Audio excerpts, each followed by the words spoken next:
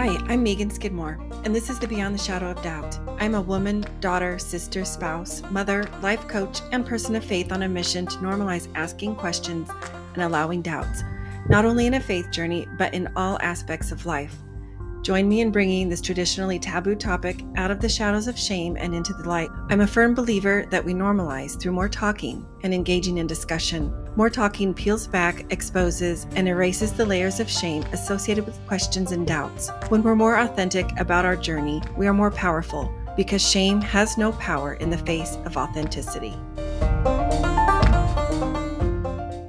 This month, August of 2023, marks the 1-year anniversary of Beyond the Shadow of Doubt. And simultaneously, we hit 5,000 downloads. I am so excited and appreciative of those who have come on and allowed me to interview them and share their stories, as well as those of you who are listening, downloading, sharing it with friends, subscribing, and leaving reviews. Each of these actions helps this podcast to grow and the messages and stories to spread far and wide. I feel especially grateful because as a podcaster who identifies as a cisgender female, sharing my story as an LGBTQ plus mama of conservative faith, you are amplifying many voices that fall in the marginalized category. So my genuine thanks. I ask you a favor, and that is to subscribe if you have not, share a favorite episode with a friend, and most importantly, take 2 minutes and leave a review on Apple Podcasts. In celebration of this 1-year anniversary and 5,000 downloads, I've extended my podcast giveaway through the end of August. Leave a 5-star review to be entered into a drawing for a $100 gift card that is good at several different restaurants. Go break bread with someone you love. Invite a friend to leave a review, and if their name is drawn, you both win your own gift card. Help me reach my goal of 10,000 downloads by the end of 2023. Link with the info on how to enter is in the show notes or the bio of my Instagram profile. Thank you for being here. Now on to today's episode.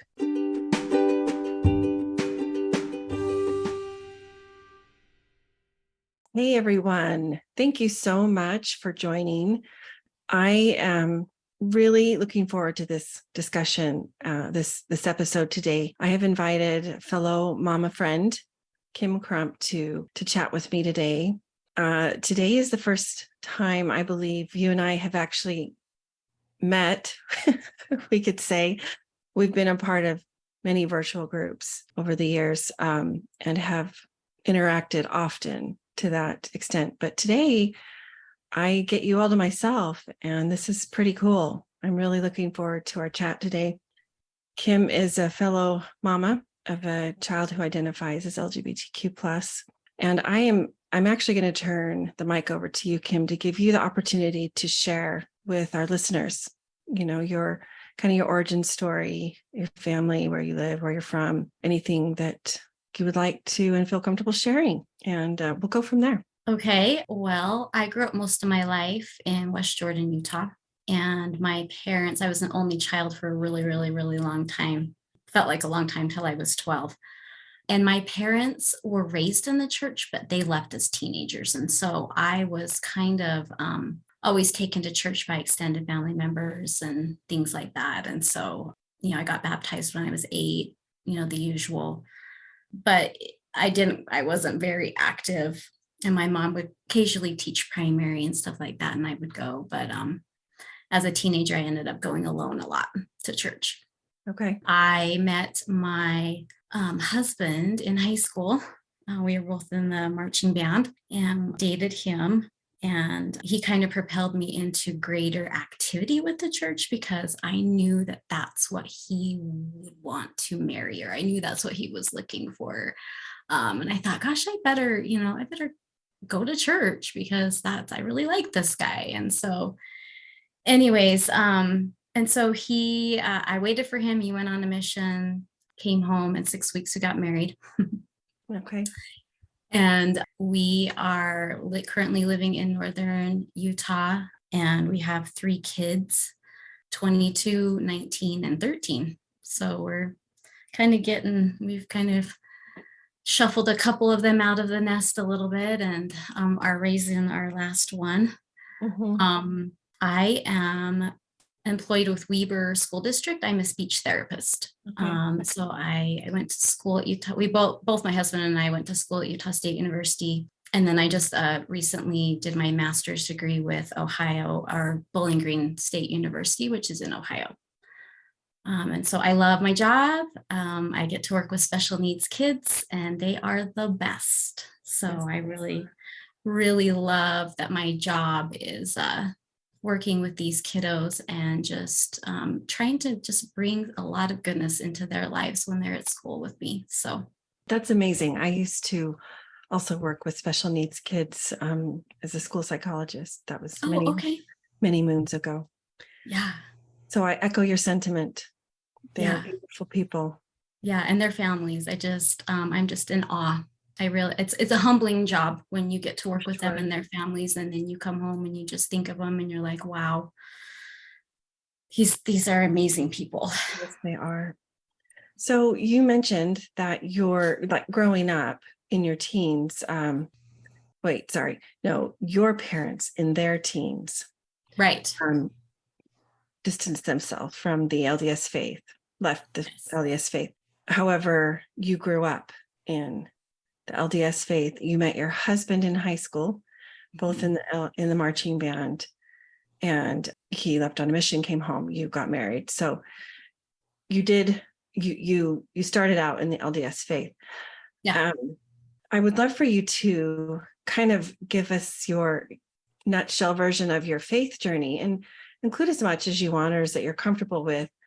Particularly, I would love if you could focus on those points where you experienced a pivot in your journey. And by pivot, I mean you began to realize for yourself that certain beliefs, perhaps long-held beliefs, didn't align necessarily with what your lived reality was for you, and what that was like as you tried to navigate that space when questions and doubts came up for you. Okay. Well, to make a long story short, we were a typical Mormon family doing everything that we're asked to do, living a very great life, very happy life, fulfilling life. And then when my son came out as gay, that was the pivoting point for me. That was where everything just fell completely apart. And I remember sitting on the couch with my husband and just telling him, like, Ben is gay. And I remember him kind of being teary-eyed and saying, like, and just literally like believing him saying that if he acts on it, we won't be a forever family. And I didn't know what to say. I was like, oh my gosh, like this is a lot. And so, he went on his own journey, and sometimes our husbands and dads, they're kind of on a different journey than we are sometimes. And so he had a lot of just processing to do. And I knew that I couldn't come to him with my questions and what was happening in my brain. And so I had to go other places. And our bishop at the time, he's a good man, but he wasn't of any help. This was only 5 years ago. Okay. And things have come a long ways from even just 5 years ago. But it is definitely much more in the forefront of discussions, and social media has definitely contributed a lot to those spaces. But yes, go ahead. Yeah. And I remember, thinking, well, Ben he can just have a marriage. He can make this work. I remember going through all the steps of denial and grieving, and I had to look for outside sources, and I found safe people that I just kind of tested the waters, and then they would propel me to other people to talk to or a podcast to listen to. I don't even know how I got involved with I'll Walk With You as a group that I'm really involved in. I don't even remember how I found that group. I went to the North Star conference. I remember that Ben came out in December, and we all went in March, my husband and Ben. And that was just, I always think that's a good place for people that are just tackling this can go and just be with other people that are kind of going through the same thing. But I was trying to write down like what I remember, because it was such a surreal experience. Like, I mean, I remember literally days at work where I could hardly even work or see students. I was just stunned at my life and what was happening to me. And I remember I remember going back, and I wanted to know what the church said about gay people. I don't remember like any of this. And so I remember going back, and I remember reading policies and what they said about gay people in like the 70s and 80s.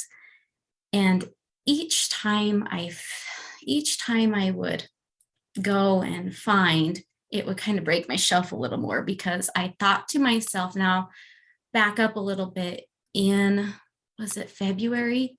My son told somebody at the junior high that mom and dad are heading out of town this weekend. I'm going to take my life. It's the perfect weekend for me to take my life. Your son Ben said this? Mm-hmm. And this was about 5 years ago? Yes. Okay. Yeah. This was when he was in 9th grade. And so here we are with another couple going to Yellowstone, and the school counselor calls me and lets me know the news. And so things were getting really tough. And I just thought to myself, if I were to follow the church's advice that they gave people in the 70s and 80s, I'm fairly certain that my son would be in the cemetery right now. And that was a gut punch, because if our leaders can be wrong back then, could they be wrong right now? And that's something I'd never ever wrestled with. And so I remember reaching out and finding Thomas McConkey's book on faith stages, or Mormon faith crisis. You know that book? It is Navigating Mormon Faith Crisis by Thomas McConkey, and he is like the grandson of. Sorry, I was thinking wrong McConkey. Yeah. Yes, I do know who Thomas McConkey is. Sorry, I was starting to think, wait, he did? And he was the one that introduced me to stages of faith. I had no idea there were stages of faith. No idea like that even existed. And out of all the classes I took in college, the aging classes, like I never like remember them mentioning like religion or stages of faith, that you can like keep going, like maturing, as you age. And that if you happen to be in a stage 4 or stage 5, it's okay. It really is a natural part of life, or can be for people. Like, so that book was really helpful. The group was really helpful. And I started, like everybody else, having to take everything off the shelf. I did. And really examining it, and really just saying, I've been told if it comes from God, it will bring good fruit in my life. And I had to just examine everything. Is this bringing good fruit in my life? And sometime that spring, I don't remember, after Ben came out, but after really wrestling, I mean, we were talking like I'd get up in the morning and I'd just sob in the shower, that kind of, and I just would be like a zombie during my day, just in this world that I just couldn't even navigate. And I just needed so much help. I remember God finally answering a prayer for me, and, over the sink as I'm doing dishes, kind of like, I kind of call it my Alma the Younger moment. Just, it was really pivotal. I can only count like on one hand the pivotal moments in my life, and that the Spirit spoke to me, and 2 of them are with Ben. two times are with Ben, or dealing with Ben. But God just said, I got Ben, Kim. I got him, and I love him. What I need you to do is love him like I love him. And it's from the Spirit when it pierces your heart. You actually hear words and you see a vision. I was seeing kind of a vision of what this love was supposed to look like. And it passed all my understanding of answers that I would get from God or church answers, right? And I just thought, oh my goodness, okay. And from there forward, I just complete trust. I have complete trust. I am going to follow what you just told me and this vision that you just sent me of what I'm supposed to do with Ben, which is pretty much, well, as like loving unconditionally, just supporting him and everything. And even today, people are like, like when you tell members that, like I'm really just following the direction God gave me for my family, they're still like, but really, like, you're going to support him in a gay marriage, like completely? Or I've marched in a pride parade before, and I volunteered at the Mom and Dragons booth, just educating people, giving hugs to teenagers that are sobbing, like, yeah, that's what I'm supposed to be doing. If I can just add really quick, yeah, Kim. yeah. First of all, I can feel the emotion bubbling up for you. I thank you for sharing and being so real. Those first few months are the hardest, maybe even first year, really. And I felt that with you. So thank you for being real about that. The emotion, the worry, the fear, all of it is 100% real. And I heard you when you said, I am certain that if I were to have followed what counsel was, you had been reading from the 70s and the 80s, that your son would be in the cemetery. And that is a very real, possible outcome for it's many. Scary. It's for many. Scary. Yeah. I don't wish that on my worst enemy. I don't. And so it makes so much sense to me that you would have received such a clear, direct message, personalized for you and for your family, for your son, for you as the parent of this child. And I'm so, I didn't learn about I thought I knew about personal revelation prior to all of these experiences over the past 4+ years. But I truly believe I've really learned about personal revelation and how real it truly is. And so the flip side of that is I can see why some of these other fellow members you've mentioned, they're kind of confused by your where you're at in your journey. And so blessings to you and love to you for being brave and for being like Eve and doing the thing that seems to be the opposite of what you would think you should be doing. Anyway, I just wanted to thank you. I just feel the realness so much coming from you. And I just it's hard for that to carry across in a podcast. I just wanted to emphasize it. Thank you for being honest and for being vulnerable and authentic. Not honest. Authentic is the word I'm looking for. But you left off, you were saying, but since then I pretty much stuck with loving unconditionally. Wow. Just beautiful. I love it. I wanted to ask another question, but did you have anything else though? I didn't mean to cut you short on what you were saying before. No, I just think my last thought would be what made it really hard in the beginning was I felt that I had to choose between two good things. Here was the church that I really loved and I was really dedicated to. And then there was my son who I really loved and I was dedicated to. And I think that's when God kind of interjected and said, okay, you've wrestled long enough.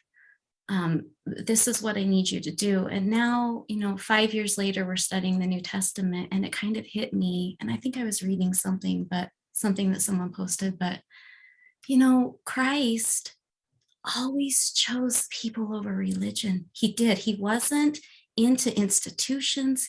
He was always calling out the church members or the church leaders. And he was always choosing people over the church. And so kind of a little confirmation for my heart that, you know what? I'm erring on the side of choosing people right now and choosing my son. And, if I get up to heaven and I shouldn't have done that, then I'll deal with it then. But I really feel that I'm going to err on the side of love, and I'm going to err on the side of people over an institution if I have to pick one or the other. And I told Ben that. I said, Ben, I could tell he was really angsty that spring. And I finally, the Spirit told me to say this, and I couldn't believe that the Spirit was telling me to say this, but it said, tell him this. And I just had to sit down. He said, Ben, if it ever came to like, either I support you and love you, or I don't keep a temple recommend, I said, Ben, I'm going to choose you, buddy. I'm going to choose you, and I'm going to love you and support you. And I would hand back my temple recommend if it came down to that. And I tell you what, I saw a pivot in that boy from that day forward. He pivoted, and he was a 4.0 student in high school, on the debate team, and wants to be a lawyer. Is that good fruit or what? You tell me. You tell me that this boy just pivoted and was just a different kid from there on, happy, peaceful, and just found friends. School was awesome. Like he had a really good, I don't know. It was so weird for me. I just kept thinking, okay, I'm going to tell him this, but this is just really weird because it's just not something I ever saw myself doing, Right. Yeah. And I think that's isn't that the quintessential definition of personal? Just because that was right for you and your situation and your family. It's not like it's prescriptive for everyone. And that's the beauty of it to me. It was personal. You had experiences in your life even before your son came out, however he shared that with you, or however that happened. You knew what it was like for the divine to work within you, to communicate and commune with you. And you cannot deny that. Yeah. And it was something that my son needed to hear, that I didn't know that he needed to hear, until the Spirit told me, hey, you need to say something like this, because he's kind of still in limbo, and he's not quite sure where you're sitting, because the church has damaged him. And he's kind of like, well, do you love the church or do you love me, Mom? And he didn't want to come out and say it, I know, but I know he was thinking that, because he just, once he knew how much I loved him, gosh, like, it was smooth. It was pretty smooth sailing after that, really. Once he got into 10th grade, it was just. So he would have been around 13 or 14 at this point. Okay. Yeah, I had that thought as well. He needed to feel seen. Right. And he absolutely did feel seen and heard and loved. You had another experience, and you posted about this to one of our groups, and your post just really struck so many chords with me. And it had to do again with your kids and receiving that personal revelation. And it was so heartfelt. I hope you don't mind. I copied and pasted it here because I'd like to read it for our listeners, because I'd like to dive a little deeper as much as you're comfortable. But you posted, for a hot moment after 2 of my children left the church, including my gay son, I found myself wrestling with my beliefs and comparing my kids' worth to whether or not they were, quote, in or, quote, out. I didn't want to think this way, but my subconscious was pulling me there. I had to ask myself why. I felt bad for thinking this way. I saw on the outside that this kind of thinking was wrong. So why was I even having a wrestle with it? And then it dawned on me. And you start to mention all the lessons that you had had growing up in various organizations or classes and meetings and whatnot, that or even comments from other members that explicitly or implicitly the message was, that said people who leave the church are lost, wayward, not on the good path, choosing to sin, losing their light, becoming darker or not as good or quote worthy in God's eyes, and on and on. And your response in your post was, so no wonder. This is why my subconscious was going down this, rabbit hole of thinking. And then you said, I had to do a lot of personal work and paradigm shifting to process these messages and to undo this harmful and incorrect way of thinking about my kids, and have repented. And then you defined repentance as changing your mind. And you said, now you're in a good place. I'm seeing my kids thrive and make good choices and love their fellow men and care about others. What a lesson I have learned. One of the words that really stuck out to me the most was this word of wrestle. When I think of this word wrestle, it's got a very physical imagery to it. You said you wrestled with your beliefs, and then comparing your kids' worth to their relationship with the church and whether or not they were in or out. I would like to dive a little bit deeper into that. It sounds exhausting. Can you share a little bit more about that? As you were just reading that and I was listening to it, my own words, I just had this feeling I was wrestling with my own worth at the same time. There you go. Wow. I was wrestling with my worth, and some of that blurred with, well, am I wrestling with me seeing my kids worthy, or am I wrestling with me seeing myself worthy? And I'm like, oh my gosh, that's deep. Wow. Like, it was probably a combination of just, are we worthy as a family? Because it can be hard when you feel like your extended family or friends pull away and everybody still cheers on, oh, so-and-so's talking in church and so-and-so's going to go on a mission. And so-and-so is, how was, your girls' camp or whatever. And there's nothing to say about my kids, because they're not in church anymore. So what do we, how are they doing? Oh, that's good. So that is so true. Yeah. And I, and just realizing that, I think it was a lot of subconscious work that I had to do, because really on the outside, I'm their mom. I love them. They're great kids. But subconsciously, I'd have these thoughts just kind of bubble up of, they're not quite as good. And, they're not going to go to the temple. So what does that mean? Well, they're not going to be numbered with the elect of God, and they are sold themselves short, and they lost their spiritual horizon, and they won't get all those spiritual gifts. And they, it just is polarizing. It's the us versus them. And we're always just a little bit better than those that don't have the church, or at least that's the messages I was kind of feeling inside. And it was a wrestle. It was just because I didn't want to feel that way, but then I'd be pulled back in, and then I'd want to pull myself away from that thought and say, no, stop this.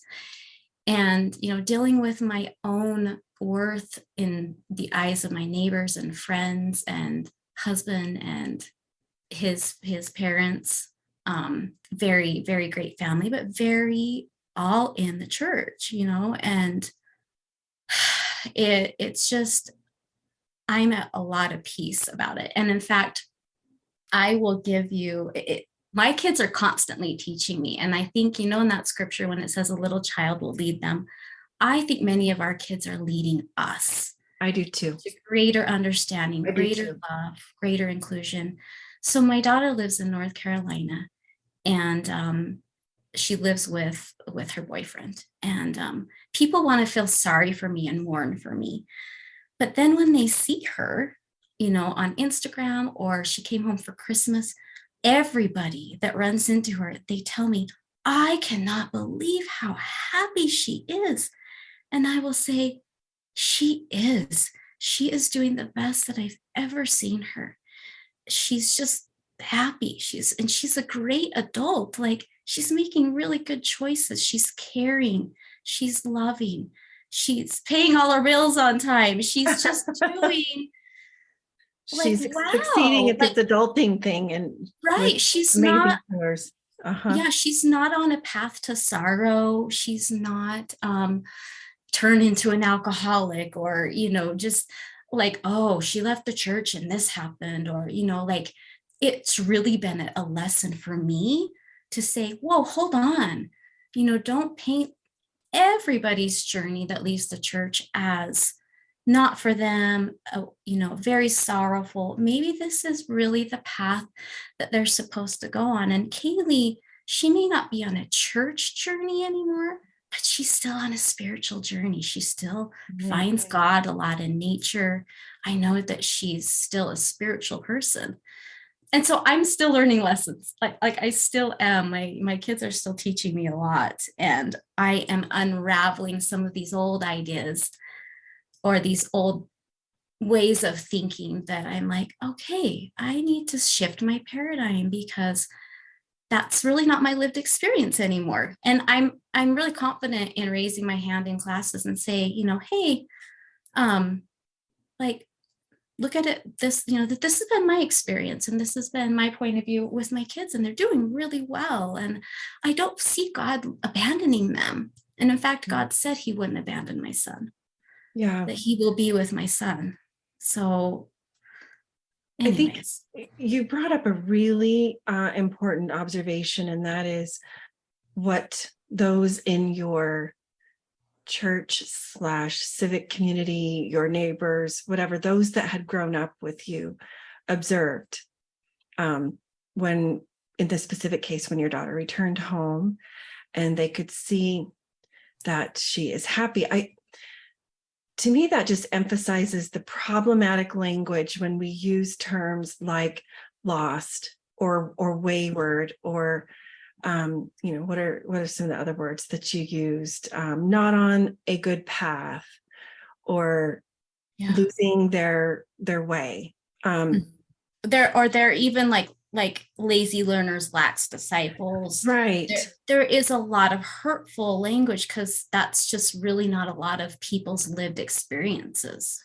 Right. And one of the things that I have learned in my work as a coach, but also as a human and a mom, is for someone to say or view somebody as lost or wayward, sinning, becoming darker, is actually more of a reflection, perhaps, on me or whoever the speaker is, rather than that individual. It's a reflection of their views, right? And wherever they might be at in their life, because what might look like to someone as lost could actually mean they were pushed out, or what may look like, quote unquote, wayward, whatever that might mean, could actually be someone genuinely trying to reconcile their lived experience in their identity, for instance, with the messages that they have been receiving, whether from home, society, a civic or a faith community, or what is labeled as losing their light. Could actually be somebody suffering from depression or anxiety or other significant health challenges due to lack of mental, physical, spiritual support. Perhaps they just have a resting face, quote unquote, resting face that's just solemn or chill or serious, right? Who knows? I just think it's so important to be aware of what we're saying and how it sounds, and reserve judgment. Just suspend any judgment calls, labeling, whatever. Leave that up to the Savior. Leave that up to God.